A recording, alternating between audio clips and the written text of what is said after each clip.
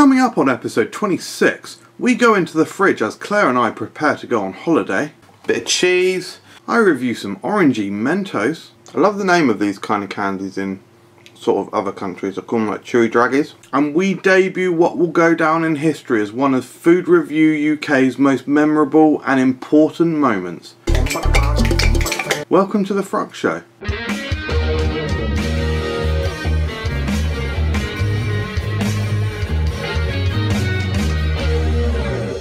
Hello everyone, my name is MJ and this is another FRUK show, our variety food show where we give you reviews, give you some interesting thoughts to look at and different things like experiments. Guys, this show is fantastic and as always we'll kick it off with the news. So first up, in line with the Christmassy theme that we are all hopefully feeling at the moment, Christmas is in a few weeks and whatnot. VK, the brand of sort of alcopop drinks, are running a promotion where you can win a Christmas jumper. You need to buy one of their mixed 10-pack soda drink things, boxes of beer. It's not even beer, I don't know why I said that. It was a mistake really.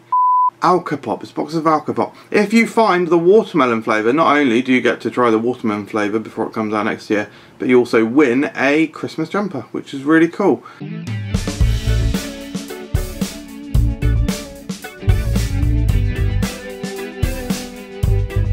I would bloody love to own one of these jumpers. I think they look really nifty and I love different colours, so annoyingly good. Really want to have that.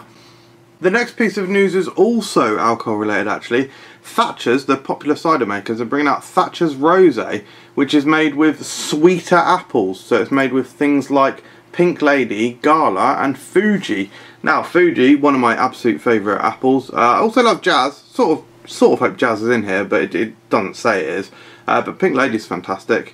So yeah, this could be like a nice sweeter kind of dessert cider. A sweeter cider. Yeah, definitely going to be keen to try this. Apparently comes out this month, so keep an eye out for it. And I will too. So the first review of the episode is this Tranquini, because it's orange episode, isn't it?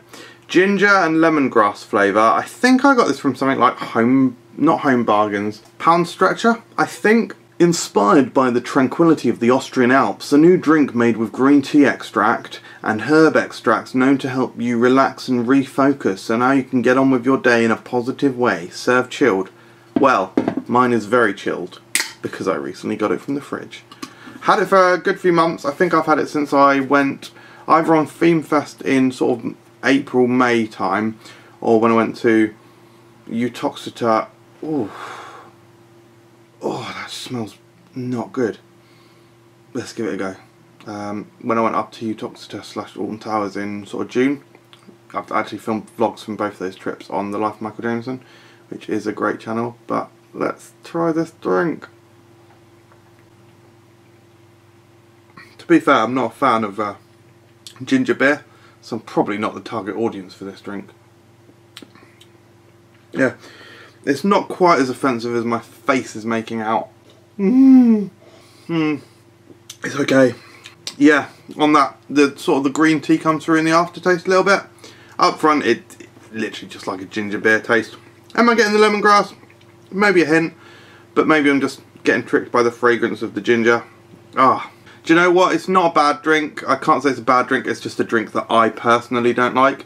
If you like ginger and being relaxed, which I certainly don't, then maybe you'd like it. I mean, for me it's like a low 2 stars. Alright, on with the show. So last time on the FRUK show I asked you what the most popular drink in the world is. Tried tricking you guys by saying it was CC, and a few people did suggest it's Coca-Cola, but my tricks, my misdirection could not lure many of you off the scent. Aaron Parker was the first person to correctly confirm that water is the world's most popular drink. So well done, Aaron. Now this time, I should say a few other people said it as well, or many other people said water as well. So, but this time for Quivia, your question is going to be about me. Seeing as we're coming up to Christmas and the next episode is going to be a Christmas special, I'm asking what would my perfect turkey Christmas dinner roast lineup look like? What would my sort of describe what I have, like 3 slices of turkey meat, gravy, all these sorts of things. You need to mention all of the side dishes, blah blah blah. And hey, if you want to go the whole hog, why don't you put in a starter in there as well, and a dessert. You can either check some of the things that we've done where I've discussed this in the past. There's probably a few things on the channel that you can find that information on. Or just if you know my tastes, if you're a fan of the channel and you've been watching for a year or two, or many since the start, then maybe you've got a great idea of what I like. Love to hear your suggestions, guys. And that's the end of this section. So What's That is the section where we discuss something that you might not know what it is. I think the last time we did this was about cheese curds, which is of course a sort of certainly something that might be in your psyche. Well, I bet no one's ever seen this before. I guarantee no one's ever seen this before, because it is a unique product. And not the book itself, but rather the contents and what it means to me. This belonged to my mum, and my mum passed away in 2007, and she was a very, very avid cook, it's fair to say. I think probably fair to say a lot of my passion for food comes from her. She was a very good cook, loved her meals, just wished that I wasn't so fussy when she was alive, because I'm a little bit less fussy now. So I would have been able to eat more of her food. That being said, she did cook a lot of meals that I liked. And I thought it would be a nice thing to sort of, in this episode, we're going to go through some of the recipes in here. And then on the channel in the near future, I'm going to recreate some of her meals. So I'm going to do this, I'm going to do something sort of, well, basically this soon. So I'll read this out. This is curry sauce. It says onion slices, garlic, ginger, cook for 1 minute stirring, add spices, bit of chilli. So I think that leaves a little bit of interpretation, it leaves it open to interpretation, so I would select some nice spices that I think will go well with this. 3/4 of a pint of coconut milk, mango chutney, yeah, stirring cooked meat. So yeah, I'm basically going to do that in, what, next week or something? So I may show you the results of that, but I'm looking forward to trying that. But there's a lot of stuff in there. What she's done, I think she's mainly collected recipes that she really liked, because it also, this sort of journal book, food book thing is quite good. It's got like my favourite recipe for, and then where it's from, and you can date it and whatnot. And I should say, this book does date back quite a long way, because I mean this page here, for example, is from 1978. So this is before my sister and I were even born. So it is, you know, it is quite old. I think most of this stuff is even before, sort of, is when we were a family, I think, because although this dates isn't in exact chronological order, actually. My parents split up in around approximately 1995, about then. I think this is from sort of just before that era, because we got like recipes here from like 1987. That was the year that I was born. What else have we got in here? Vegetable curry. My mum's brandy butter recipe is in here, actually. That I will be making next week as well, because I want to have that with probably mince pies. I don't really like mince pies, but I've recently tried the Heston lemon one from Waitrose, and it was actually really nice. I still don't like normal mince pies, but that was really nice. So I've ordered some cherry crumble mince pies. If you've never had this recipe of brandy butter, it's from the Farmhouse Kitchen. And it is so good. I absolutely love it. So I've made it in the 7 of the last years I made it, because I think I found the recipe something like 4 or 5 years ago, and I was really happy because obviously I hadn't had it since my mum had passed away. So it's got 2 ounces of soft butter, 4 ounces of icing sugar sifted well, 1 egg beaten, 2 ounces of ground almond, brandy, doesn't say how much. You know, if you're an alcoholic, the whole bottle. No, I won't be doing that. 1/4 of a pint of double cream.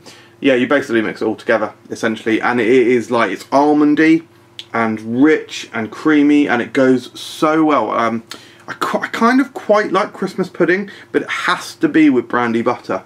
I can't really stomach it on its own, but with brandy butter, and even just this brandy butter. What I used to do when my mum was alive was, when she made it, she'd make quite a big batch and put it in the freezer, and I would go into the freezer every so often and just like scoop some out. I remember doing that. Anna potatoes, these sound really nice. You basically use a casserole dish, and put thinly sliced potato in there with layers of melted butter and plenty of seasoning. Sounds amazing. There's recipes for shortbread in here, muesli, quick Italian style beef, paprika chicken, Boston bean bake, spaghetti and cream sauce, fluffy cheese pudding. There's like sweet and sour sauce, spiced apple charlotte, egg custard. So there's a lot of stuff in here, guys. Obviously, as you can imagine, this book just itself means quite a lot to me. Just seeing like the handwriting of your mother is a pretty powerful thing. So yeah, this document means a lot to me. Document, that's stupid. So it's going to be nice now that I've got some cooking prowess under my belt to recreate some of the recipes that my mum really loved. So I'll bring you along for the journey. So I'm just going to give a quick intro to this, guys. This is the most sensational, unbelievable and important thing in FRUK's history, probably. Stuart has recently been making skits and remixes of just random things that happen on the show. And on a recent episode, I believe it was the Nutella Oreo. No, lie. I believe it was the Kinder Bueno Oreo. The FRUK buddies just started bursting out into some weird African style music and dance combination. It was very impromptu, very weird, and here's the unedited version.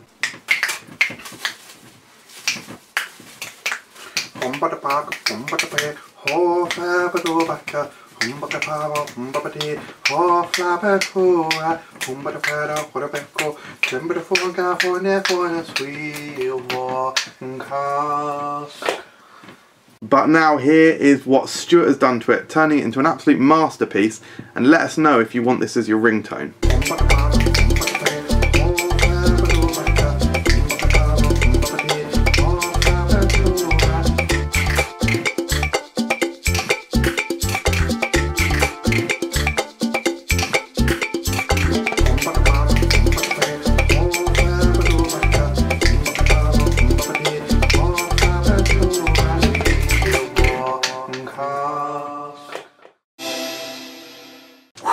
So the second review of the episode is going to be these. They are from Japan, guys. I got them from Candy-san, so it's not a UK flavour, I'm afraid, but it is peach orange Mentos. I don't know if there's peach and orange, or if it's like two separate flavours, or if it's just combined. It looks like it's combined. Yeah, combined flavours, because it's like an orangey yellow, and that's the only colour in there. So let's give it a go. Mentos, really big brand in Japan. Wow. First of all, the peach comes through on the very outside. Now I'm getting orange. Really sweet. Quite pastely. Like, the texture's quite pastely. I'm going to chew into it. I love the name of these kind of candies in sort of other countries. I call them like chewy draggies. Draggies. Wow. Yeah. Definitely a combination of the two flavours. Really fruity, like really juicy. Very refreshing.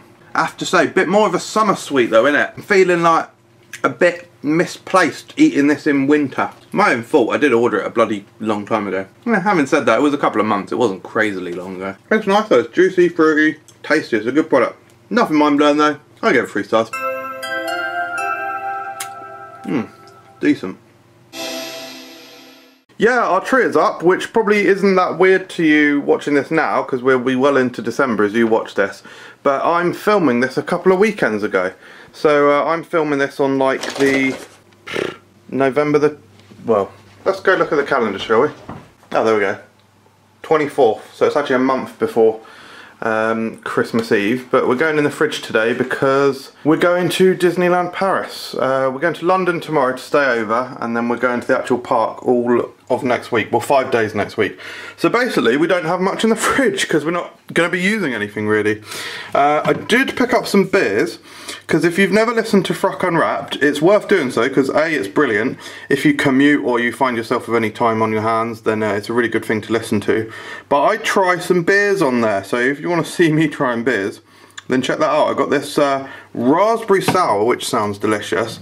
There'll actually be a review for this one coming on the channel soon. This is like a breakfast stout, which should have flavours of like blueberry waffles or some such. I'm actually doing that with Stuart, our resident beer reviewer.